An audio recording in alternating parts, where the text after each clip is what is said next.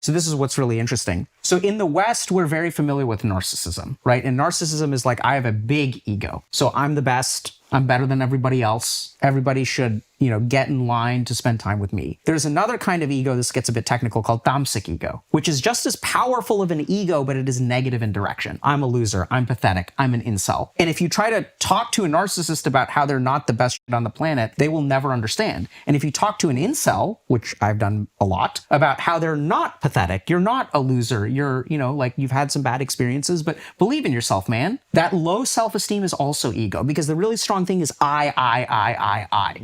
And when I work with patients who are depressed, it's really interesting what they say. I'm a loser. My family is better off without me. My kids would be so much better if I was not alive anymore. Everyone at my job hates me, but it's still me,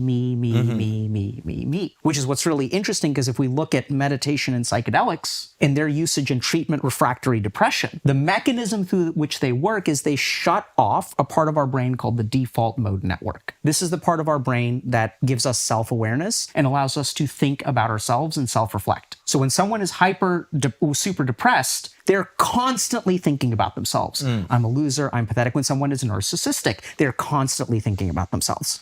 When we shut off that part of the brain, that's what correlates with healing in depression, healing from some degrees of trauma. And meditation shuts off that part of the brain too. So then we stop thinking about myself, right? That's sort of like, I'm not trying to get an A in class. I'm not looking at my grades. I don't care about achievement. It's just, I'm going to try to learn medicine as best as I can. So once the default mode network shuts off, and this is why people with who use psychedelics, like, they feel connected to everything. I realize I wasn't what I thought I was. This whole life there's this bigger purpose, this grander thing. I used to exist like this, and now I realize that I'm so much more than that.